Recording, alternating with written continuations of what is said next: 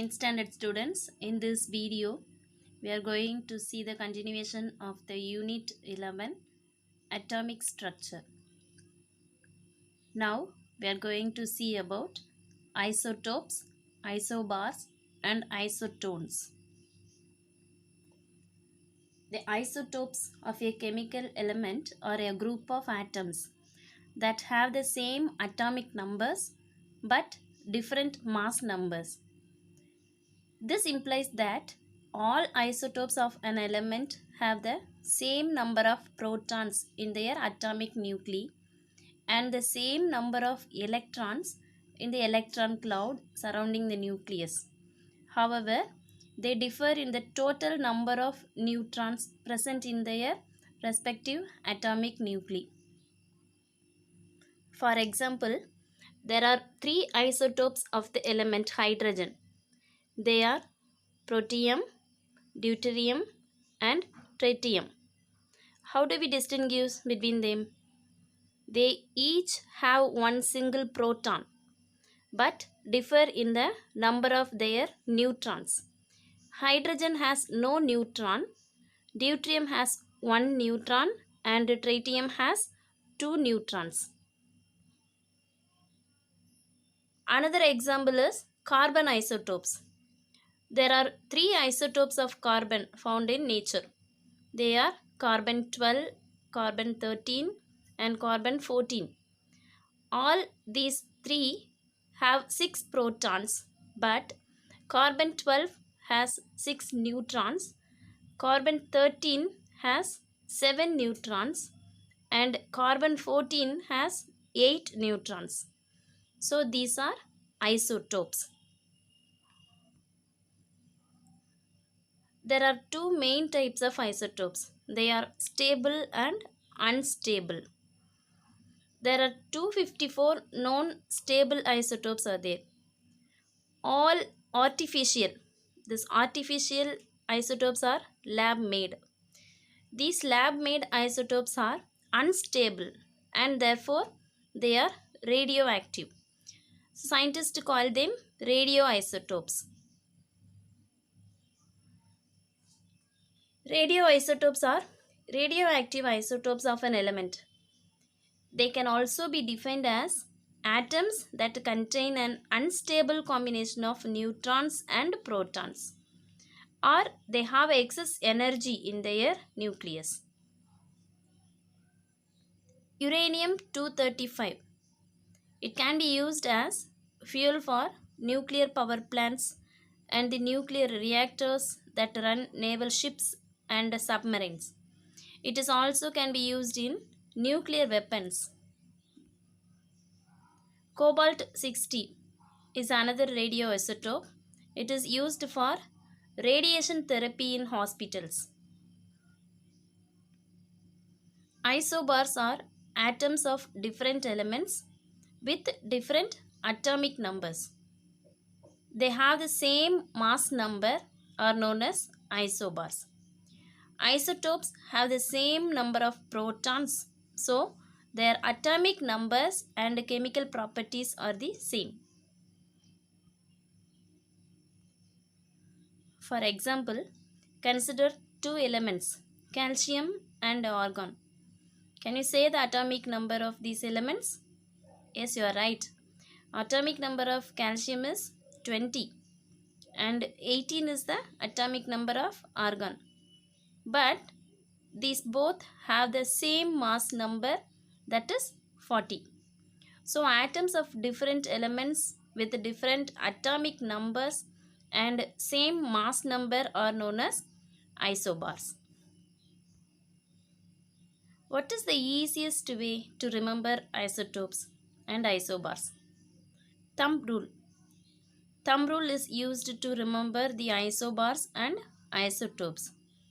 In this thumb rule, T for top and B for bottom.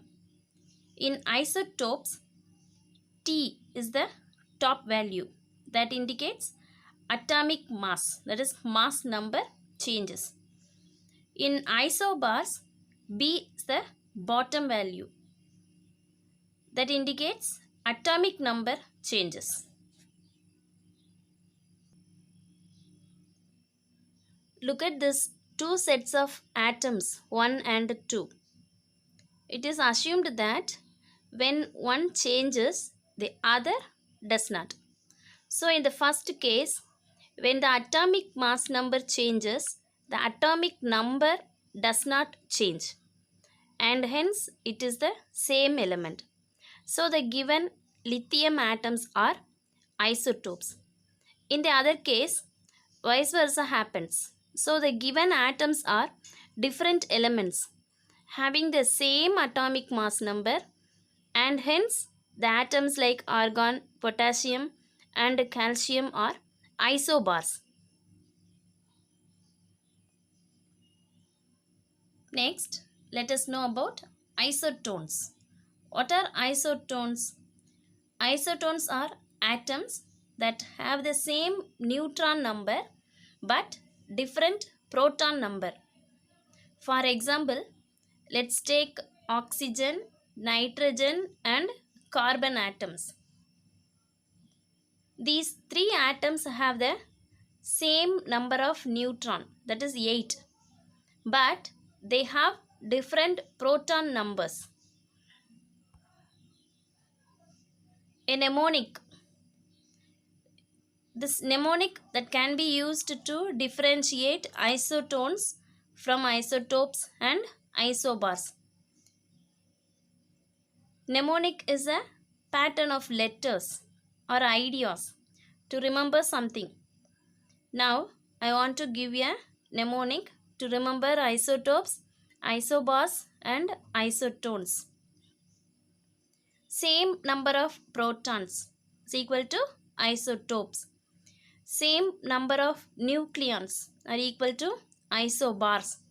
Same number of neutrons equal to isotones. Next, let us learn about the laws of chemical combination. What is the law of chemical combination? Law of chemical combination states that a chemical compound is always found to be made up of the same elements combined together in the same fixed proportion by mass. For example, a sample of pure water from various sources or from any country is always made up of only hydrogen and oxygen atoms. The combination of different elements to form compounds is governed by certain basic rules. These rules are referred to as laws of chemical combination. There are 5 basic laws of chemical combination. They are law of conservation of mass, law of definite proportions, law of multiple proportions, law of reciprocal proportions, and Gay-Lussac's law of gaseous volumes. Out of these 5 laws, we have already learnt the first 2 laws in 8th standard.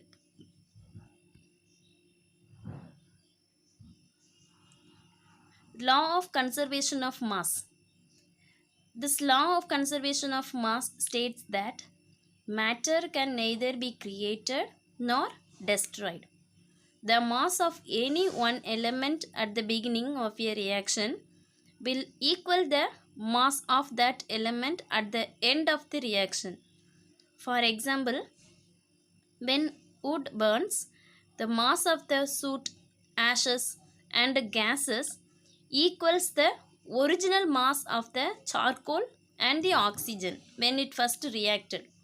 So, the mass of the product equals the mass of the reactant. This is illustrated by the law of conservation of mass. Law of definite proportions states that the proportion of elements by weight in a given compound will always remain exactly the same.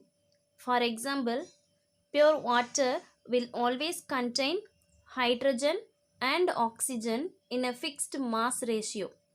A gram of water consists of approximately 0.11 grams of hydrogen and 0.89 grams of oxygen. So the simple ratio is 1:8. Now let us know about the law of multiple proportions. John Dalton was expressed the law of multiple proportions in 1804. Law of multiple proportions states that when two elements combine to form more than one compound, the mass of one element which combines with a fixed mass of the other element, it always be ratios of whole numbers. For example, let us assume two molecules carbon monoxide and carbon dioxide. Carbon monoxide is formed by 12 gram of carbon plus 16 grams of oxygen. Carbon dioxide is formed by 12 grams of carbon plus 32 grams of oxygen. The ratio of the mass of oxygen in the two compounds, carbon monoxide and carbon dioxide, is 16:32 is equal to 1:2. Thus, law of multiple proportion is proved by this example. The law of reciprocal proportions. This law of reciprocal proportions was proposed by Jeremias Richer in 1792. It states that if two different elements combine separately with the same weight of a third element, the ratio of the masses in which they do so are either the same or a simple multiple of the mass ratio in which they combine. Let us study the following example. Here, carbon combines with hydrogen and oxygen to form methane, CH4, and carbon dioxide, CO2, respectively. Hydrogen and oxygen combine to form water. Look at this table. It is seen that in methane, the ratio of masses carbon to hydrogen is equal to 3:1. In carbon dioxide, the ratio of masses of carbon and oxygen is equal to 3:8. Here, hydrogen and oxygen combine with the same mass of carbon. They also combine with each other to form water. What is the ratio of masses of hydrogen and oxygen in H2O? It is 2:16 or 1:8, which is same as 4:32, which is the ratio of the different masses of hydrogen and oxygen combining with the same mass of carbon. So this reaction illustrates the law of reciprocal proportions. Next, Gay-Lussac's law of combining volumes. According to Gay-Lussac's law, whenever gases react together, the volumes of the reacting gases as well as the products bear a simple whole number ratio, provided all the volumes are measured under similar conditions of temperature and pressure. Gay-Lussac's law illustrated by this example. Hydrogen combines with oxygen to form water.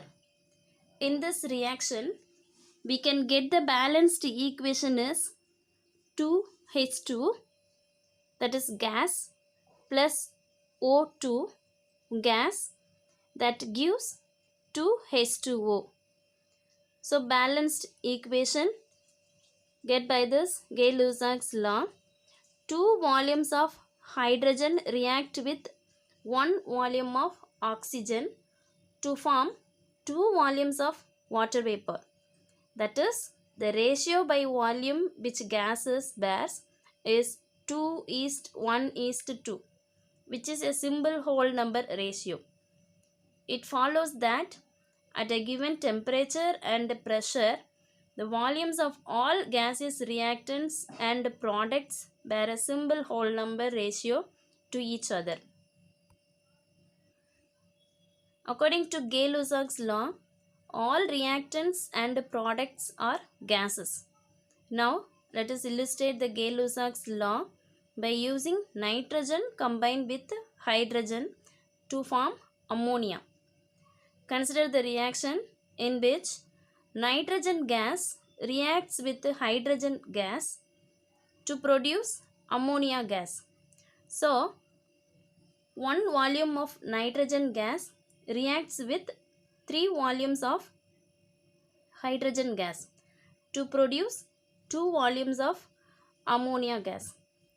The volume ratios were always nitrogen, hydrogen is ammonia is equal to 1:3:2. Based on Gay-Lussac's results, Amado Avogadro theorized that equal volumes of gases at the same temperature and pressure contained equal numbers of molecules. Next, let us know about the quantum numbers.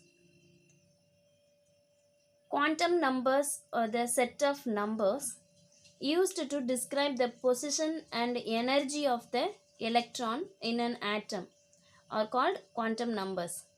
There are 4 quantum numbers, namely principal, azimuthal, magnetic and spin quantum numbers.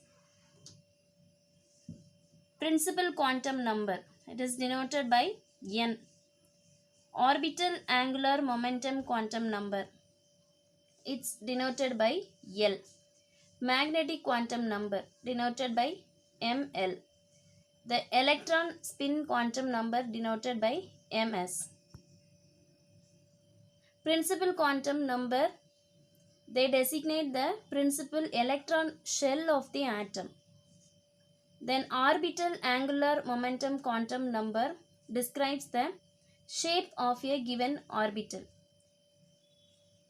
Its value is equal to the total number of angular nodes in the orbital. The total number of orbitals in a subshell and the orientation of these orbitals are determined by the magnetic quantum number. Then at last, the electron spin quantum number is independent of the values of n, l and ml. The value of this number gives insight into the direction in which the electron is spinning. So dear students, I hope you understood about isotopes, isobars and isotones. Thank you students.